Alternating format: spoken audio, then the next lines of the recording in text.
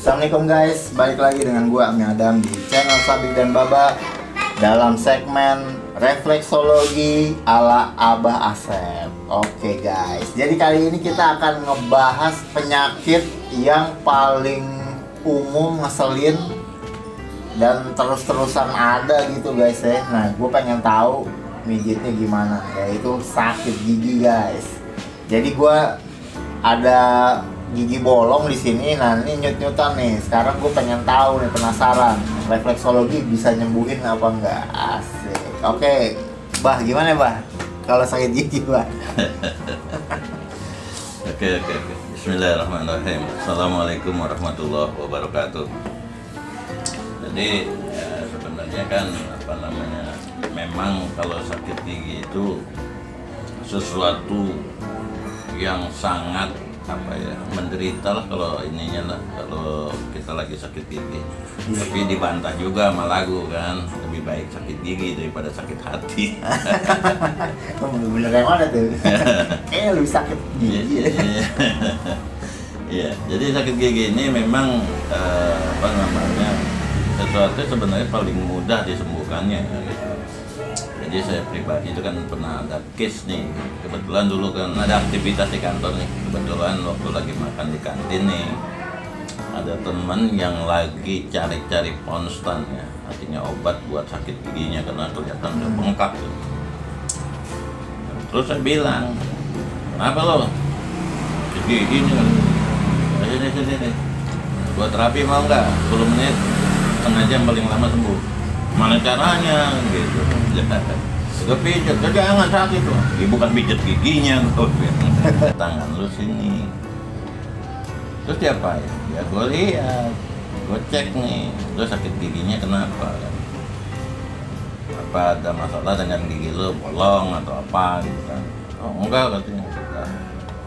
Jadi tangan lu pegang telapak, apa namanya? Telapak tangan pegangan. Atau suhunya agak hangat. Ada persoalan nih untuk tubuh itu, ya ini pencernaan lu gak bagus nih. Lu ada panas dalam gak? Oh ada. Jadi kan bukan dari gigi, artinya dari pencernaan dia yang gak bagus gitu kan. Oh itu kalau gitu tuh panas dalam berarti penyebab sakit giginya ya, bukan karena giginya kenapa-napa ya? Bukan. Saya udah sampein kan bahwa pencernaan itu pengaruhnya besar untuk sirkulasi darah ke seluruh tubuh, termasuk sirkulasi darah ke rahang. Gitu, artinya di situ ada problem dengan saraf rahang dan peredaran darahnya di rahang. Nah, setelah itu ya udah tangannya sini, begitu nih, punggung tangan, keluarin angin-anginnya kan. Kalau pencernaan kan jumlahnya banyak ya, bukan hanya usus besar. Ada usus 12 jari, ada usus naik, usus turun, kemudian ada usus buntu kan, ada lidah, itu kan organ-organ pencernaan kan. Sampai ke tenggorokan pun disebutnya organ pencernaan. Gitu. Udah pijit ya. Bagian atas kita pijit, lakukan pemijitan agak keras dan terasa nyeri. Memang anginnya banyak. Kemudian pijitlah organ pencernaannya ya, agak keras juga, dia juga sakit benar kan di organ pencernaan itu, karena memang masalahnya dari pencernaan itu yang menyebabkan munculnya sakit gigi gitu. Karena kan dia bilang nggak ada bolong, nggak ada ini kan gitu. Setelah itu kita lihat juga di usus besar. Nah, usus besar ini kita pijat dia sakit juga. Habis dari usus besar kita cek nih saraf rahangnya nih. Nah, saraf rahangnya ini kan di sini nih. Ya. Ini ada 2 garis nih. Ya, 2 garis di jempol nih. Nah, ini. Nah, kalau ini yang atas, ini untuk rahang atas. Oh gitu. Iya. Nah, ini untuk rahang bawah. Jadi lakukan pijat aja dua-duanya, enggak apa-apa. Ya. Jadi kalau kita mau ngecek gigi yang sakit walaupun dia nggak ngaku juga, pijatnya salah satu. Kalau pijat atas, misalnya dia sakit gigi atas ya, gitu. Pasti ketahuan. Gitu. Bisa gitu ya. Coba nih, sakit gigi nih. Gitu. Yang mana nih? Nah, ini memang badan panas kan, tangannya panas nih. Nah, karena memang dari pencernaan ini nggak bagus. Atas ya. Tahu sih. Itu kan ketahuan karena memang rahang atas yang kita pegang. Iya. Coba yang bawah, Yang bawah nggak terlalu lah. Kalau nggak sakit. Iya, sakit biasa gitu, Masih sakit biasa gitu. ya. Dan ini anginnya banyak. Ya. Ya kan? Anginnya banyak. Nah. Oke. Ya. Bener. Nih terus berarti nyembuhinnya pijit-pijit ini aja atau Ya, ya tadi semua itu cek dulu ya. Anginnya itu kita keluarin dulu. Gitu kan. Kemudian pencernaan usus besar. Ini pencernaan, ini usus besar. Ya. sebelah kiri ya, sebelah tangan kiri. Dua-duanya. Gitu loh, kanan kiri ya. Dari sini ya, baru kita ke leher. Leher sini. Tarik nih bawah. Ya. Gitu. Kemudian baru deh kita ambil ke pundak sini. Panjang juga nyebutnya. Iya. Kirain langsung ditek gitu. Enggak, jadi memang kita harus hafal gitu. Gitu, harus hafal nih. Ini kan daerah pundak nih, ya. Kalau nggak kita hafal titik-titik organ refleksi itu, ya itu agak susah gitu. Dari sini baru kita ke lambung. Karena dia menghasilkan gastritis kan. Nah, menghasilkan gastritis ini yang bikin naik lagi.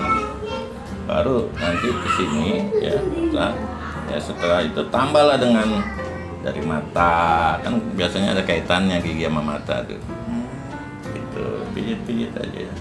Ya, ini secara khusus gitu pemijatannya, tapi bagusnya secara umum aja, pijit semua aja. Gitu, tapi spesifiknya di sini. Sini. Berarti kalau misalnya nih kita lagi tiba-tiba sakit gigi tuh, kita langsung pijit yang sininya aja bisa tuh? Apa gimana? Apa emang tetap harus Iya. dari awal? Kalau sakit gigi kan biasanya memang ada penyebab ya. Satu karena bolong, kemudian dia tidak ada aliran darah atau sistem saraf juga terganggu. Ya. Jadi memang prosesnya tetap sama gitu, nggak hanya di rahangnya aja. Kita harus pijat semua karena darah itu harus ngalir gitu ke sini. Gitu. Itu. Jadi kalau mau mijit sendiri gitu tetap Bisa. harus. Jadi tekan aja semua, nggak apa-apa, umum aja. Tapi fokus di sini, ya, leher, rahang, pundak, gitu. Seperti itu. Ya kemudian setelah itu ya kita jangan makan dulu dah yang lain. Kalau perlu ya ditarik-tarik ya begini juga. Nah, ini bagus untuk peredaran darah. Disenamkan gitu lah. Senam Rahang. Iya, itu perlu gitu ya. Nah itu setelah dilakukan itu, ini setengah jam atau paling lama 1 jam, insya Allah lah kita bilang sembuh. Ya ternyata begitu 1 jam ya ini udah nggak kempes. Nah itu pengalaman dari pemijatan ya, sakit gigi ya, melalui refleksologi ya. Jadi memang kita harus terkait penyembuhan itu prosesnya ya, kita harus benar-benar tahu gitu. Jadi bisa didetek dulu semuanya gitu. Dari suhu badan pun kelihatan. Jadi suhu badan itu bisa dirasakan di tangan kalau panas gitu kan. Berarti anginnya banyak. Beda dengan panasnya kalau tensi lagi tinggi gitu. Oh gitu, tapi iya, emang bisa kerasa gitu? Kerasa. Kadang-kadang kalau tensinya rendah tangannya dingin gitu. Jangan kan itu ngecek orang hamil aja kita bisa. Oh iya. Bener, bisa gitu. Ya gimana caranya? Caranya gini, jadi kantor nih banyak kan yang baru pada nikah nih. Ya, ujung-ujung begini mas saya kan. Pak, tadi duit bukan, tolong liatin. Oh, nggak pakai ini yang Nggak pakai test pack. garis biru biru. Nah, terus yang gini kan, Pak, enggak nih saya udah enggak 2 minggu nih enggak men gitu kan ya. Terus ya, liatin positif banget gitu. Udah pegang aja sini. Set. Urat nadi kan. Udah kayak film kungfu ya. Udah gitu, saya bilang, wah positif nih. Serius Pak? Iya serius. Pertanyaannya apa kan yang bisa menandakan bahwa dia positif apa enggak kan? Bukan detaknya. Urat nadi itu begitu dipegang beda rasanya. Kalau dia negatif ya, tidak hamil, dia nggak licin. Tapi kalau dia hamil licin urat nadi itu rasanya gitu. Terasa licin gitu. Itu jadi itulah apa namanya, sebenarnya segala sesuatu bisa didetek dengan apa, ada sinyal gitu loh. Iya kan, kalau kita mau mendetek orang ini sehat apa enggak gitu kan bisa. Jadi sebenarnya panca indera ini kalau orang lagi nggak sehat itu ya bisa kedetek. Iya juga ya. Jadi udah ada sinyalnya dari situ. Kalau orang kena gula misalnya, ya misalnya kena gula nih, ada perubahan-perubahan di fisik. Pertama, bibir tuh kering. Wah, Nah, gawat nih. Biar kering nih. itu. Yang kedua ya, ini fungsi kan kalau gula itu liver ya. Ya. Jadi gini loh prosesnya. Kalau seorang sakit gula karena overproduksi dari pankreas kan. Pankreas ini kan pabrik gula nih. Ya, yang memproduksi insulin lah katakan gitu. Nah, dasarnya kan permintaan dari liver untuk dikonsumsi oleh liver kan gula ini kan. Nah, ketika dia overproduksi, liver tidak mampu lagi menyerap gula, maka dia kan akan bertaburan gula di situ kan. Gitu. Jadi kalau kita mau memperbaiki apa namanya supaya kita enggak ini apa istilah mengalami penyakit gula ini kan artinya kadar gula nggak normal gitu kan ada ukurannya, normalnya gula berapa, nggak normalnya berapa kan gitu. Nah ini insulin nih, pabrik insulinnya atau pankreas ini kita perbaiki gitu. Selain dipijat juga dia harus pola konsumsi diatur gitu. Misalnya kalau kita orang kantoran sih, orang kantoran kan kerjanya cuma duduk, nulis, ngetik, ngelamun gitu. Ngelamun apa ini? Iya mikirin tanggal gajian. Oh iya, Iya kan kalau masih lama biasanya kan step gitu. Ya, apa nama kepikiran apalagi ada yang mesti dibayar sih. Jadi agak stres ya. Jadi kalau orang sakit gula itu jangan stres, nggak boleh. Karena stres kan pekerjaan liver kan, oper gitu kan ya. Sementara liver ini kan konsumsinya gula gitu. Itu nggak boleh. Jadi orang kena gula tinggi, jangan stres gitu loh. Itu makin tinggi nantinya. Makanya kalau kena penyakit gula sebaiknya bagaimana dia menjalani hidup tenang hatinya ya, pikirannya gitu. Makanya lebih dekat lagi lah sama yang Maha Pencipta gitu. Asik, mantap. Jadi seperti itu ya. Jadi ya dalam proses penyembuhan sakit gigi ya, jadi paling mudah gitu loh sebenarnya. Nggak susah gitu. Dan biasanya melalui refleksi lebih aman ya, lebih aman artinya lebih lama dia bisa kena sakit giginya itu jadi jarang gitu. Karena begitu pengen sakit gigi tinggal urut lagi aja. Iya, gitu. Oke. Oh mantap nih guys, nih bagus nih. Itu aja. Oke guys, jadi gitu guys ya. Kalau sakit gigi itu berarti kita bisa urut aja, fokus ke giginya di sebelah sini. Tapi sebelum ke sini kita pijit-pijit dulu yang lain biar sirkulasi darahnya lancar. Kalau misalnya kurang yakin sama kemampuan diri sendiri buat ngurut, datang aja ke refleksologi yang terdekat. Asik. Nih termasuk salah satunya. Oh iya, ngomong-ngomong ini kalau urut itu Abah kan selalu mengkaitkan refleksologi sama kedokteran modern kan. Yeah. Itu berdekatan, tapi sering banget urut-urut itu tuh ke arah yang goib-goib, malah mistis-mistis tuh. Oh, itu gitu. Sebenarnya gimana tuh?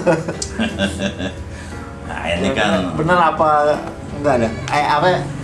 Ini dulu ya pertanyaannya. Emang ada hubungannya nggak sih sama yang mistis gitu, goib gitu. Ya, kalau yang begini-begini kan sebenarnya kayak ini loh, kayak pesan sponsor loh. Ya pertama ya suhujonnya saya nih nyari popularitas.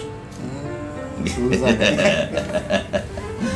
Yang saya pahami sih sebenarnya sama sekali nggak ada, gitu. Nggak ada hubungan, sama sekali nggak ada hubungan. Ya, walaupun apa namanya kita percaya ya wajib percaya sama yang gaib gitu ya. Tapi dalam proses ini nggak ada hubungannya gitu. Karena begini, apa namanya, dalam proses terapi ini kan sudah jelas ya bahwa sistem daripada organ tubuh kita ini sudah tertata gitu loh. Ya, artinya semua organ itu punya fungsi. Ya, kalau apa namanya dia sakit ya, pasti organ itu berfungsinya nggak optimal. Ya, artinya dia lemah lah gitu ya, dalam kondisi nggak bagus gitu organ tubuh. Misalnya kayak apa namanya organ seperti tadi pankreas, dia memproduksi gula kan gitu kan, atau yang disebut insulin itu kemudian untuk konsumsi ya. Ketika dia tidak normal maka produksi insulinnya tidak maksimal gitu, maka terjadilah gangguan-gangguan itu ya, dan berefek yang lain. Tapi kalau yang terkait dengan apa namanya gaib ya, yang saya pahami dulu kebetulan nih saya nih pernah membaca dan mengikuti seminar terkait jinologi. Wih, ada tuh. Ya, ada. Baru tahu. Ya, ada terkait dengan jinologi ya, terkait dikaitkan juga dengan ayat. Ya memang ada orang yang minta tolong itu melalui ya bangsa jin gitu. Berarti orang-orang yang kayak setengah santet apa segala macam itu benar ada ya? Bener ada, kalau itu ada. Cuman yang perlu dipahami ini kan ya, ini kan dimensi sudah beda ya. Artinya dimensi manusia dengan dimensi bangsa jin gitu kan. Ya. Tapi ada semacam sandi atau password bagaimana dia bisa masuk ya ke bangsa jin dan minta tolong. Nah, menurut seorang pakar jinologi itu sebenarnya seperti kalau ada paranormal gitu ya, berhubungan dengan bangsa jin itu ya, itu terkait dengan penyakit kan banyak tuh. Ya, biasanya apalagi yang parah-parah kan seperti tumor apa gitu kan. Nah, itu berhubungannya dengan raja jinnya gitu. Nah, nanti raja jin itu untuk ngutus pasukannya, rakyatnya gitu. Bantu itu si anak si dukun itu gitu. Ya. Ada dibantu gitu, tapi menurut pakar jinologi itu hubungan manusia dengan bangsa jin itu sifatnya hubungannya kebencian gitu. Jadi serem gini. Gitu, hubungannya seperti itu gitu. Jadi cuman juga si raja jin ya oke kita bantu gitu, ya, tapi ada syarat. Lo ikutin syarat gua kan gitu, kata bang raja jinnya gitu. Ya lo harus misalnya lo sediain nih kopi. Bukan berarti Udah disediain kopi. Ya bukan itu gitu. Terus ayam cemani ya, bukan cemani. Ya, kemudian ada telur, ada dan sebagainya. Dan setiap ini lo harus nyediain ini gitu. Harus ada syarat itu. Artinya kita harus ngikutin itu gitu, persyaratannya. Begitu dipenuhi, berarti kan kita taat sama dia kan. Nah gitu. Nah ini yang disuka sama bangsa jin ini, supaya lu percaya sama gua. Nah disitulah mereka terjadinya proses-proses kemusyrikan di situ sebenarnya. Tapi itu dia jadi sembuh apa enggak tuh? Misalnya kita berobat ke dukun, dukunnya kan ceritanya minta tolong sama yang kayak gitu. Itu jadi sembuh apa gimana? Ya sembuh, cuman sifatnya kontrak. Gimana tuh maksudnya? Ya, kalau menurut pakar jinologi itu kontrak gitu loh. Berapa tahun nih? 10 tahun, oke. Gitu kan, kalau kata si jinnya itu, oke 10 tahun. Dia tutup tuh penyakit sama dia kan. Nah, kan namanya kan makhluk halus dia kan. Ya, ditutup tek. Nah, enggak. Jadi selama 10 tahun kita nggak kerasa gitu. Ya selama 10 tahun nggak ada rasa tuh. Padahal itu dia masih sakit ya. Iya. Nggak sembuh beneran gitu loh. Nah begitu sampai batas kontrak ya habis gitu, dibuka mana buka sakit lagi. Buka parah. Wah, ngeri juga ya. Jadi apa namanya ya jin lebih pintar akalnya, kita dibodohin teman. Jadi kayak gitu. Jadi pada prinsipnya ya memang ada yang melakukan hal itu ya dengan mistik ya, dengan gaib ya bisa memang ya, tapi nggak realistis sembuh beneran gitu loh. Cuma ditutupin aja gitu. Ditutupin aja gitu loh. Kalau misalnya dia sakitnya karena kan kadang-kadang orang ada yang nyembuhin, ada juga kan yang yang ngirim. Nyakitin yang ngirim. Nah ini nih di bangsa jin ini ada kelompok-kelompok. Misalnya kelompok santet ya. Itu ada namanya. Persatuan santet ini. Bukan, dari bangsa jin ada namanya jin talu. Yang kerjanya neluh gitu loh, nyantet. Nah, juga ada nanti kelompok yang namanya jin mahabah itu, tukang pelet. Ada tuh. Nah, itu perjanjiannya sama gitu loh. Misal kita datang ke dukun baca passwordnya, nyampe ya kan, SMS-nya tuh ke Bang Sajin, tolong bantu dong gini ini ya. Oke, tapi syaratnya ini ya. Dia harus ikutin. Bisa dinego nggak?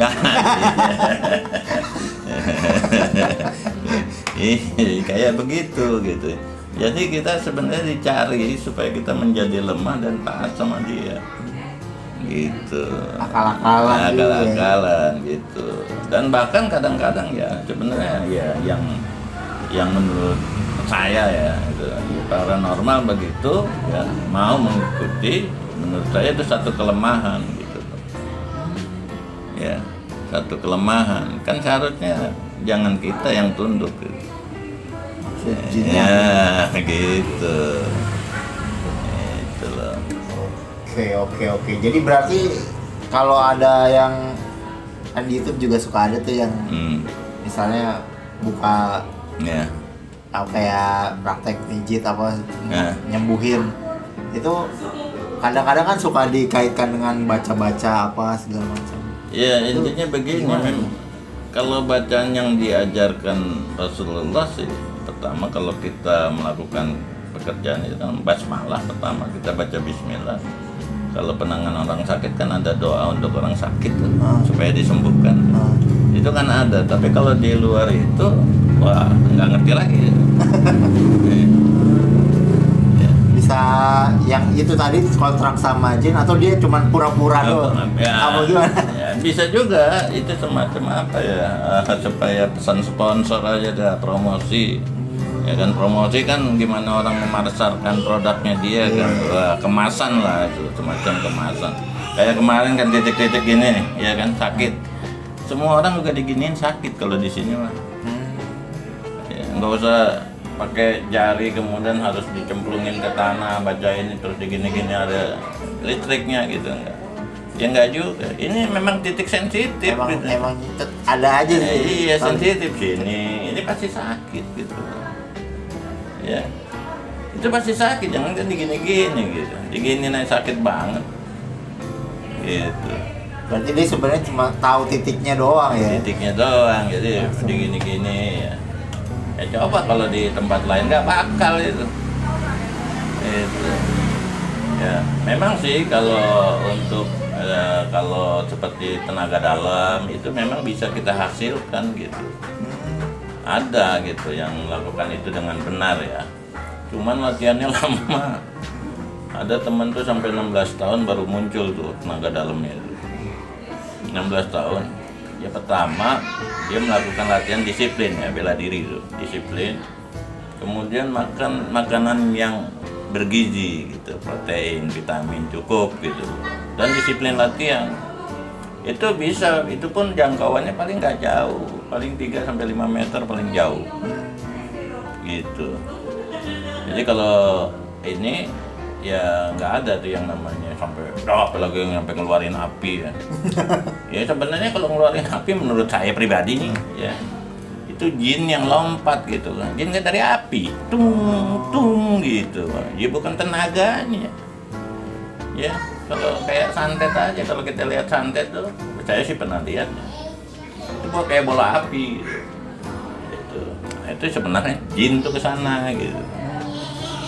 Gitu. Nanti dia yang masuk. Gitu, naruhin paku, naruhin beling gitu. Oh, itu kayak gitu beneran ada ya? Ada.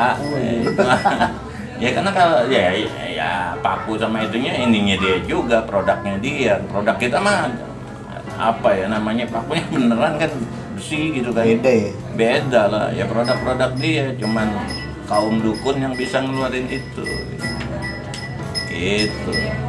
Ya selebihnya nggak ada, artinya ya rekayasa penyembuhan begitu memang Kayak bumbu-bumbu aja kali ya? iya biar- ya, bumbu-bumbu aja. Biar laku gitu ya? Iya. Kalau refleksi mah harus paham lah, makanya anatomi kita tahu ya, untuk refleksi itu fungsi organ tubuh kita tahu. Nah, kemudian juga kita tahu apa namanya, apa sih yang mesti kita lakuin untuk menjaga kesehatan selain kita melakukan terapi refleksi. Ya pola makan juga diatur gitu loh. Bagaimana kita supaya ngurangin kadar garam. Kadar garam kan diproduksi oleh paratiroid nih. Ya, adanya di leher tuh. Ya, mana tiroid yang menghasilkan zat kapur gitu. Ya itu. Ini aja fungsinya dimaksimalkan, dioptimalkan supaya dia normal. Ya, semua Kalau dipencet-pencet gini bisa jadi kenapa? apa? Kayak jadi normal gitu kalau di urut gini. Apa? Iya, artinya gini, bisa lewat kaki karena titiknya ada di situ. Oh. Ya kayak tiroid kan ada di sini dia. Oh, justru malah di kaki. Iya. Kesini-sini. Itu karena kan nanti refleksi itu kan ada dua jalur yang menyampaikan input ya, pesan itu melalui saraf neuronnya ya. Neuronnya kan kalau ini kan keluarnya dari tulang sumsum ke belakang. Ya, ada sensorik, ada motorik nih. Nah, nanti dari situ ada neuron. Neuron ini kan saraf, urat saraf. Urat saraf ada dua, ya, nerit dan dinerit. Nah, nerit yang agak besar, yang kayak serabut tuh dineritnya gitu kan, kayak listrik aja gitu. Itu yang nyampein pesannya, ya, sampai otak. Ya. Nanti otak bikin SMS sama motorik. Motorik tuh tangan sakit tuh. ini begini nih. Coba deh lu bantu deh sembuhin, normalin gitu. Lewat motorik tuh. Oh gitu, berarti tinggal pencet tombol-tombol aja. Tombol-tombolnya. Kalau kita udah tahu tombolnya beres ya. Beres. Makanya cobalah ya, sebenarnya menjaga kesehatan ini secara mandiri itu paling gampang gitu. Di antaranya waktu di rutinitas kita mandi, sholat, waktu berwudu kan, kemudian jalan di atas kerikil tuh, ya nggak usah lama-lama, itu akan merefleks gitu sirkulasi darah, karena melalui sirkulasi darahnya itulah bergerak gitu. Oke guys, gitu aja guys. Jadi ternyata dunia refleksi itu lebih ke masuk akal sebenarnya, lebih ke sains sebenarnya. Cuman jarang ada yang ngegali gitu. Orang lebih percaya, zaman sekarang tuh lebih percaya kayak ya obat-obat aja gitu ya. Ya udah deh, gitu aja guys. Terima kasih udah nyimak kita. Nanti kita akan ngobrol-ngobrol lagi nih, udah lumayan lama juga, udah 20 menitan. Ya ini oke. Jangan lupa like, komen, dan subscribe. Assalamualaikum. Assalamualaikum.